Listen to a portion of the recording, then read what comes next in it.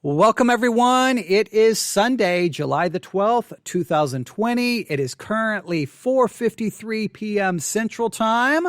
I'm coming to you live from Victory Baptist Church. I'm here in the sanctuary at Victory Baptist Church because in about an hour, it'll be time for our evening worship service.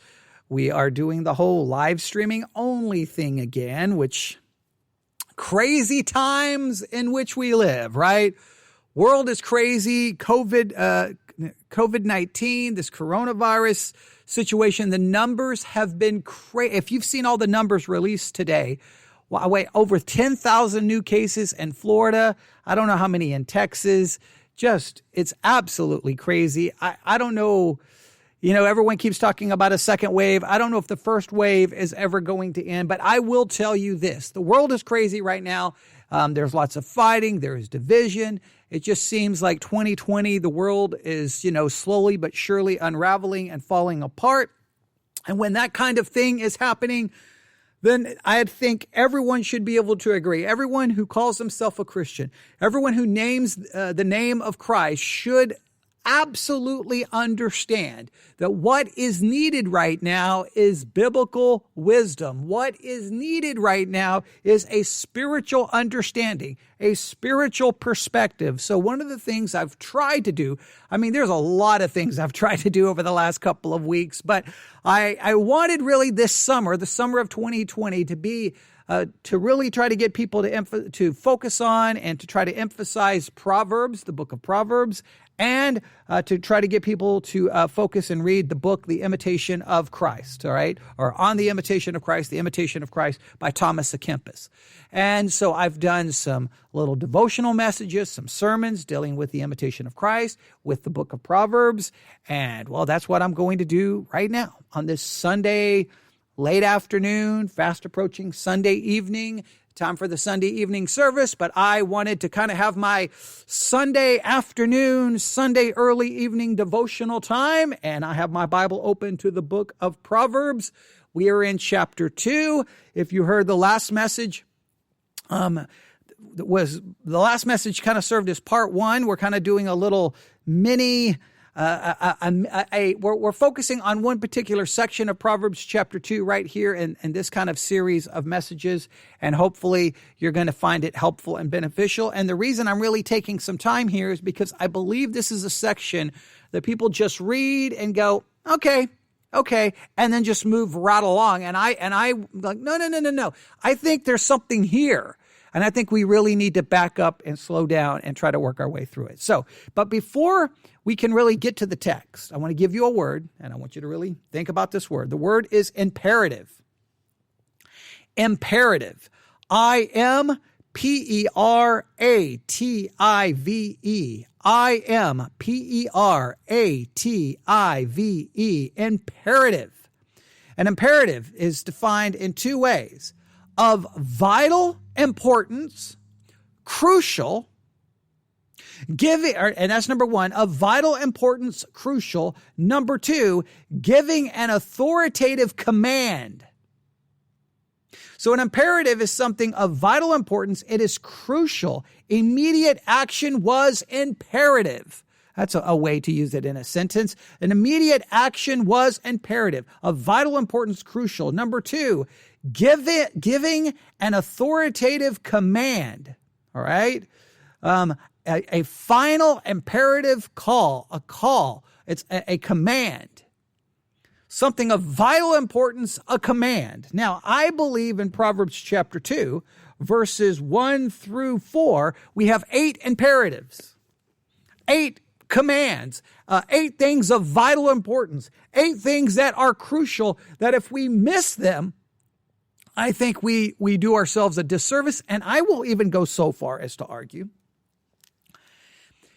if we miss them, if we ignore them, does the rest of Proverbs even really have any benefit to us, or is the rest of Proverbs simply become vanity of vanities? Now, I know that's a major claim, and I'm just going to pose it as a question, but I think these imperatives are here. And I think these imperatives take on importance, and you see how crucial they are. You see how vital they are. if you see them in light of the conclusion of Proverbs chapter 1. In Proverbs chapter 1, we have wisdom personified as a woman, and we find out that she's crying, that wisdom crieth without, she uttereth her voice in the streets. So we have this picture in Proverbs chapter 1, verse 20 of Proverbs as a woman in the streets, and she's crying out.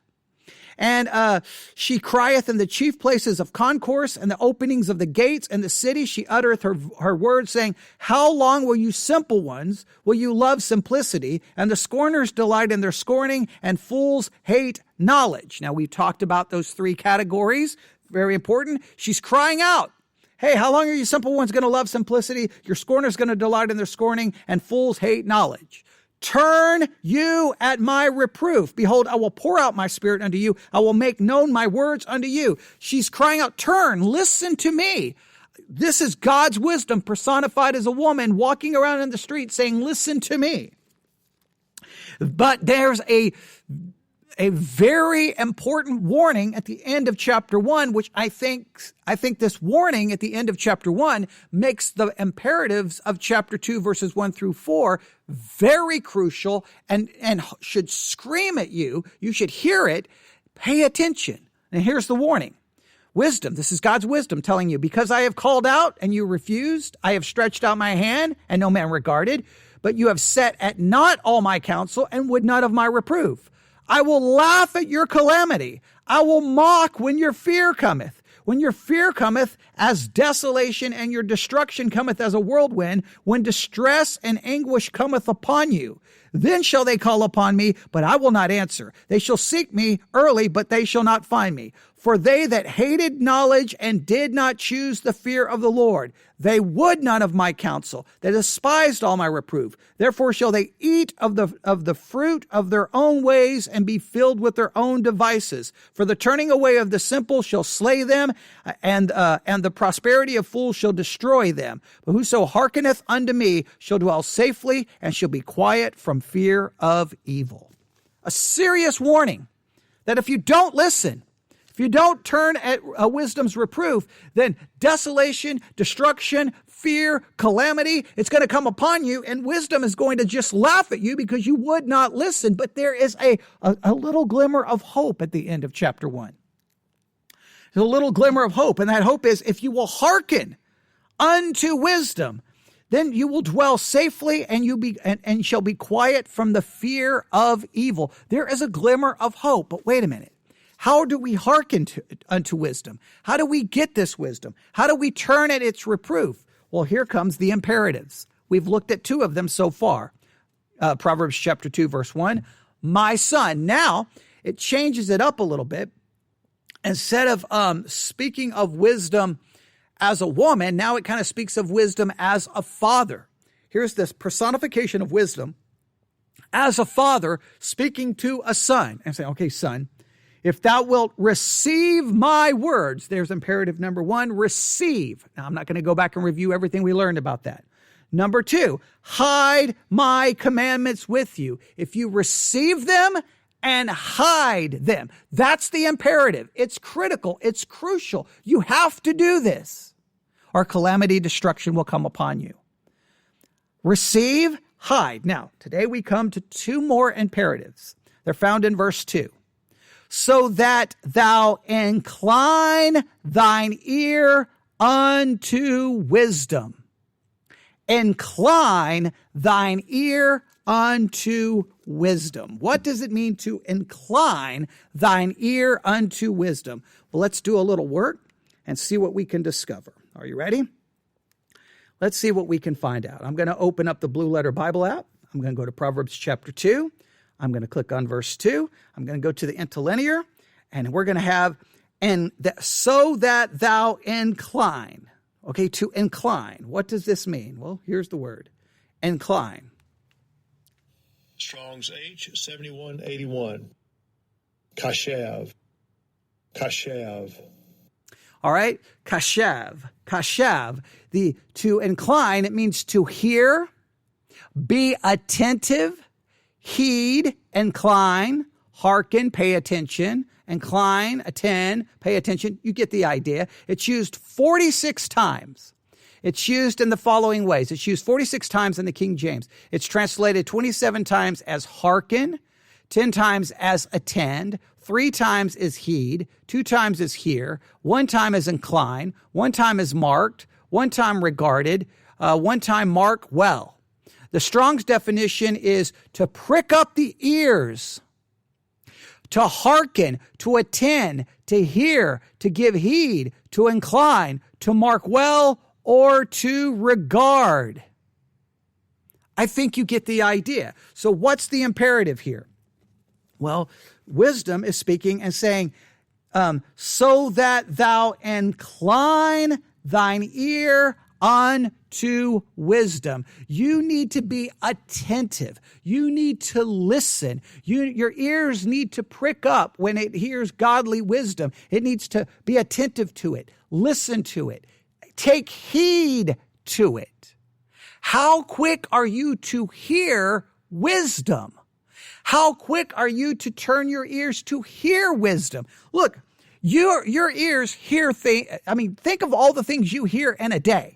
Think of all the things you hear, conversations with people around you, things you hear on the radio, things you hear on the television, just the thousands and thousands, hundreds of thousands of words that just pour into your ear every day. What you need to do is you need to incline your ear to hear godly wisdom. You've got to put your ears in a perspective so that they can hear the wisdom of God. That means listening to the Bible being read. That means reading the Bible. That means hearing sermons and devotionals and hearing things from a biblical perspective. Look, your ears, you're in charge of them. You determine what they hear. You determine what your eyes see, and you determine what you hear. There's a lot of things in life you can't control. Now, to be fair, let's be fair here. If you're at work, there are some situations where you don't have any control and your ears are just going to hear it. But you have control there are situations where you have control of what you hear. You can decide, you know what? I've spent all day, my ears have been bombarded with the wisdom of this world. I need to incline my ears to hear the wisdom of God.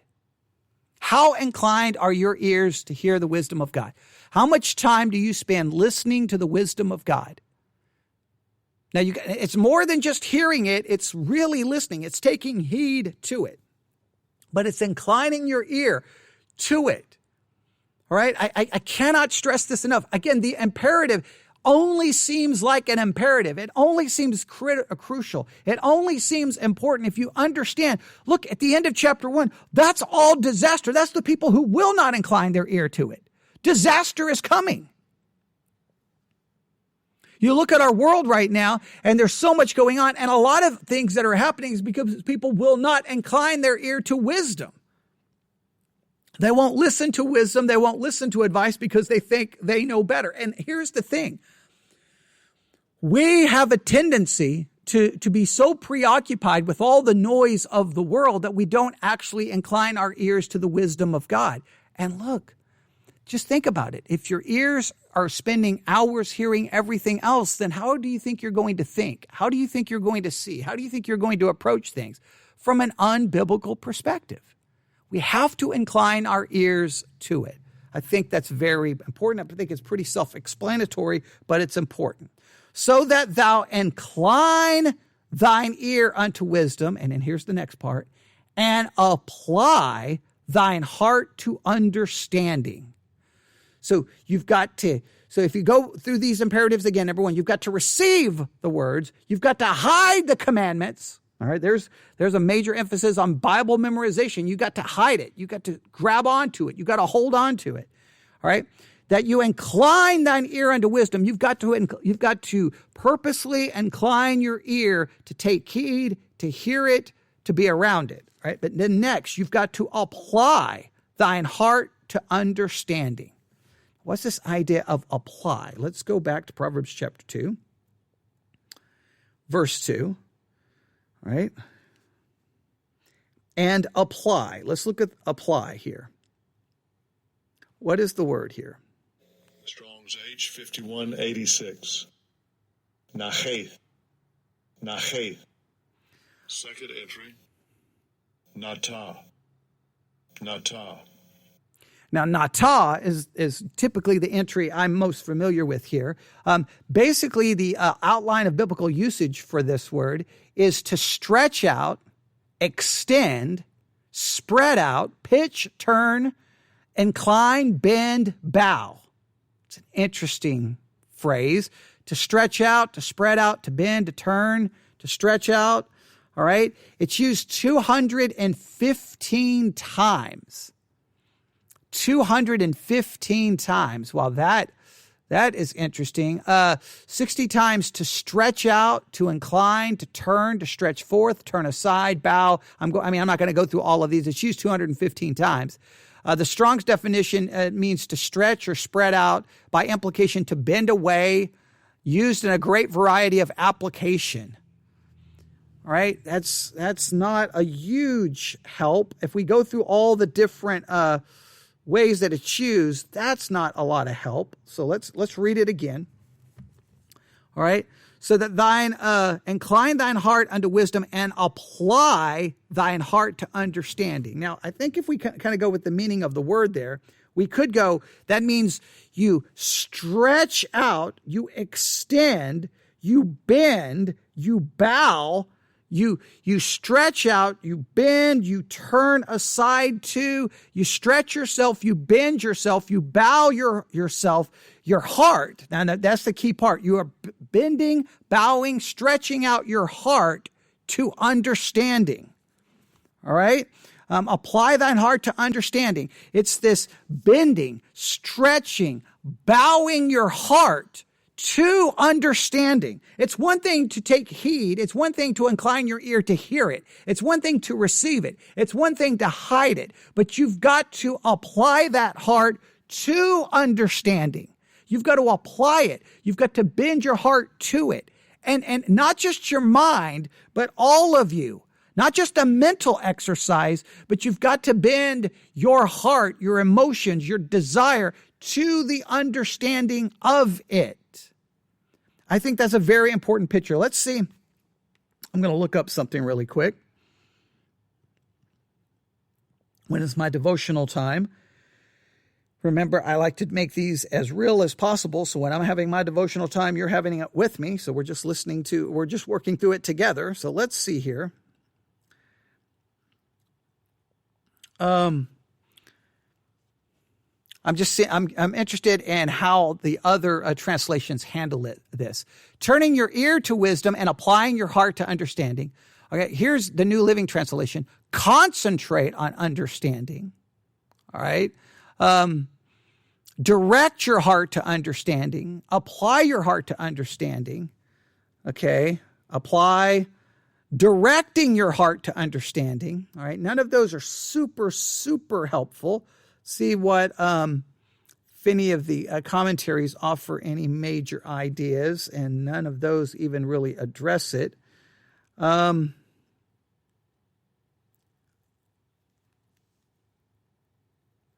none of these are very, very helpful. It says, apply thine heart to understanding, to a spiritual and experimental understanding of the gospel and the truths of it. For an inclination of the ear. Okay, so, yeah. So none of these really do a lot. If we look at just the meaning of the word, it's this idea of stretching out, reaching out, bowing before. It's this idea that, so let's go back through it. All right, Proverbs chapter 2. So we receive it. I think we got a good understanding of that. You can go back and listen. We hide it. Okay, we grab onto it. We treasure it. We bring it inside of us. We incline our ear to hear it, and then we apply thine heart to understanding. We have to, this is a concerted effort. In other words, I think this is the very important thing. This doesn't happen by just sitting in church. This doesn't happen by just listening to a sermon. This doesn't happen by simply listening to a devotional. This doesn't happen simply by reading. This happens by you. You have to stretch out your heart, all of you, to truly understanding it, to truly getting it, to truly doing something with it. It requires effort. It requires work. It requires time. Apply thine heart Take that heart, all of you, not just the mind, all of you, your very being, from the internal part of you, and stretch it out and bow it towards an understanding so that you get God's word, and now your heart is bowed towards it. So that understanding leads to practice. It leads to action. It leads to a different way of thinking. It works towards a different way of seeing things, but it requires purpose, effort. This doesn't just occur. And here's the thing. We ignore these imperatives. And if we ignore these imperatives, then all we're going to do is read Proverbs, memorize some Proverbs. We're going to parrot back some of the Proverbs, but we're not really going to have grasped the wisdom contained in the Proverbs. Proverbs can just be little verses that we quote because we memorize them, we know them, but you've got to do something. You've got to follow these imperatives. You have to. You've got to receive the word. You've got to hide the commandments. You've got to incline your ear to hear them, and you've got to apply your heart to understanding. So, with the two imperatives today, right? With the two imperatives today, let me ask you a question. And I really want you to think about this, and probably more than one question, but I want you to at least start with this one. How inclined are you to hear God's wisdom? Now, I can name a lot of things, and you would be, I'm very inclined to watch that TV show. I'm very inclined to do this with my time. But how inclined are your ears to hear, to listen, to pay attention to the wisdom of God? Now, you may have the hearing part down, but then, very important, do you apply your heart to understanding? Do you stretch out? Do you concentrate and work to get all of you to bow itself, to stretch out to that understanding, to really grab onto it and grasp it so that it has a profound impact from the inside out? That's not just going to happen by just sitting there. You've got to do something. It requires thinking. It requires thought. It requires, think of it this way.